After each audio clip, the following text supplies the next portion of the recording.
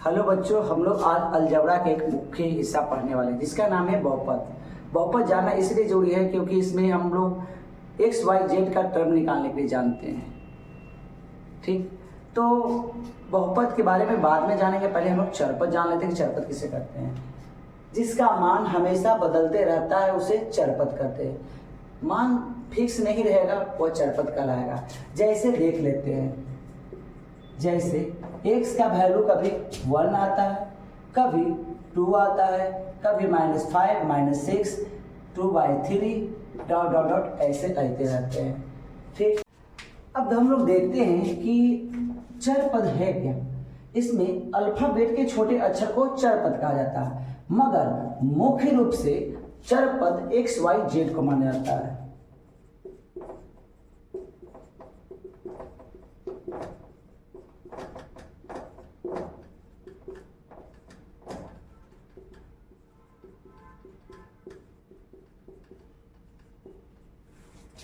अब इसके बाद हम लोग सेकंड प्रूफ के और चलते हैं। दूसरा है अचरपद।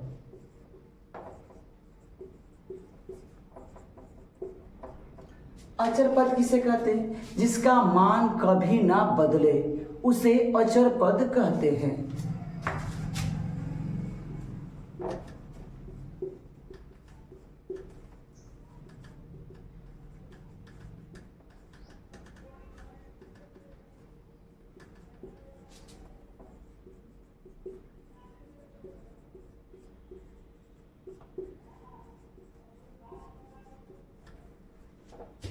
जिसका मान कभी ना बदले उसे अचरपद कहते हैं।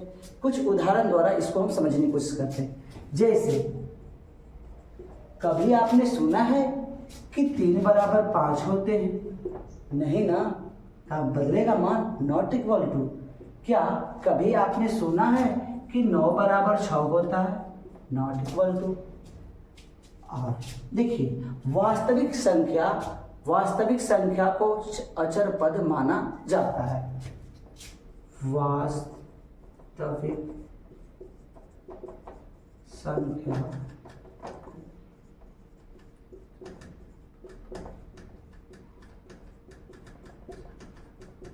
है।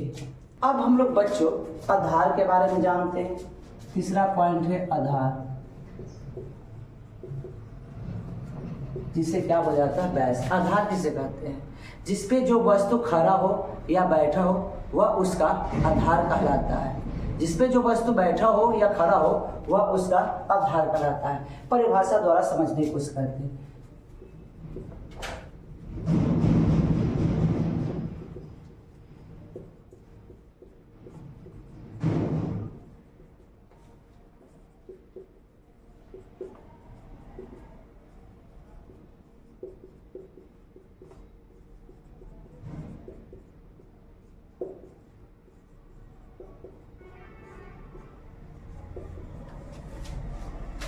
जिस पर जो वस्तु खड़ा हो या बैठा हो वह उसका आधार कहलाता है। जैसे x की पावर q। अब इसमें आधार कौन होगा जो जानना जरूरी है। हमें आधार से मतलब है और किसी मतलब नहीं है। x आधार है क्योंकि उसके ऊपर 3 खड़ा है। x आधार है क्योंकि उसके ऊपर 3 खड़ा है। हमने क्या बोला बेटा? जिस पर जो वस्तु खड़ा हो या बैठा हो वह उसका आधार कहलाता है। तो x पर कौन खड़ा है? 3। तो x क्या है? आधार। किसके लिए? 3 के लिए। जैसे देखिए बेटा, ये हथेली है और हथेली पे क्या है? मार्कर है। तो मार्कर के लिए आधार क्या होगा? मेरा हथेली। और हथेली के लिए मार्कर क्या होगा उसके बाद में जानकारी लेते हैं। अब ये समझ में आ रहा आधार के बारे में। अब दूसरा चलते हैं, अगला पॉइंट चलते हैं घात। घात जिसे हम लोग पावर बोलते हैं, डिग्री बोलते हैं, एक्सपोनेंट बोलते हैं। ये बहुत मायने रखता है कि नहीं? तो घात किसे कहते हैं? जो आधार पर बैठा हो वह उसका घात कहलाता है। जो आधार पर बैठा हो क्या कहलाता है? घात कहलाता है कि नहीं? तो जो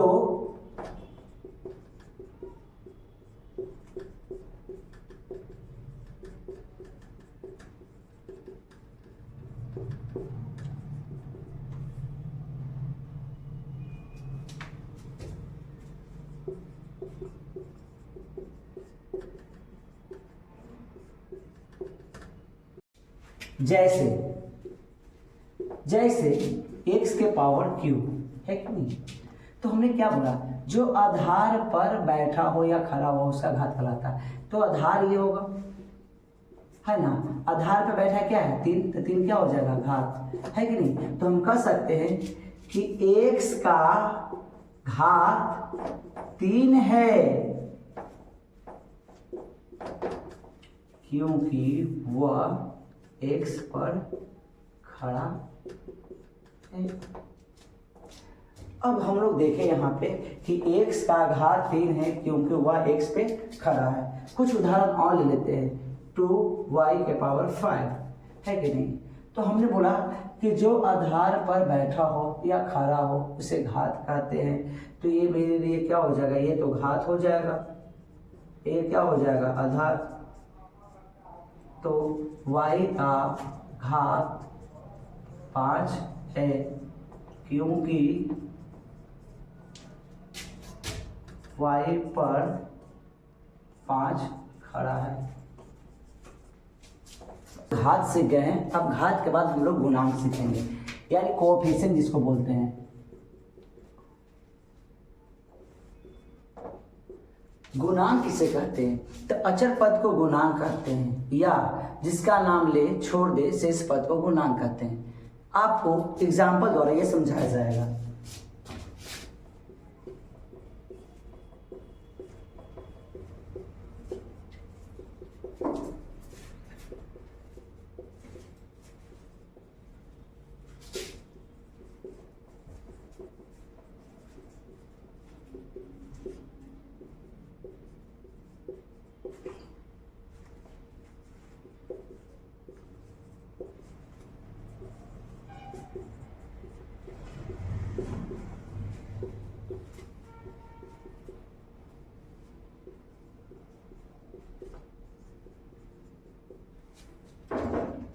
देखिए, अचर पद को गुणांक कहते हैं तथा जिसका नाम ले उसे छोड़ दे शेष पद को गुणांक कहा जाता है। जैसे 5x² गुणांक बराबर 8। तो हम गुणांक पूछ रहा है, तो गुणांक बराबर क्या होगा जो देखना है। हमने क्या बोला, अचर पद को गुणांक कहते हैं। तो इसमें ये x क्या है, चर पद है, और 5 क्या है, अचर पद है। तो अचर पद को गुणांक कहते हैं, तो गुणांक बराबर कितना हो जाएगा 5। एक एग्जांपल और लेते हैं इसी का, 9y² गुणांक बराबर 8। तो गुणांक बराबर, तो हमने क्या बोला, अचर पद को गुणांक कहते हैं। इसमें 9 क्या है, अचर पद, y क्या है, चर पद, तो अचर पद को गुणांक कहते हैं ना जी। तो गुणांक बराबर क्या हो जाएगा 9। और आगे एग्जाम्पल लेके देखते हैं।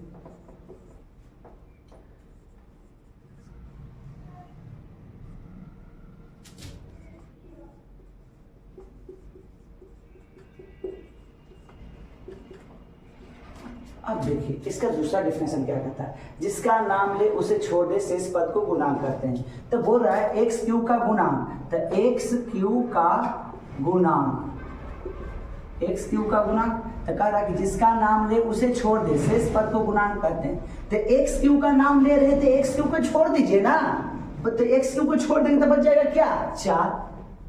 इसी का दूसरा एग्जाम्पल लेते हैं, 5xyz।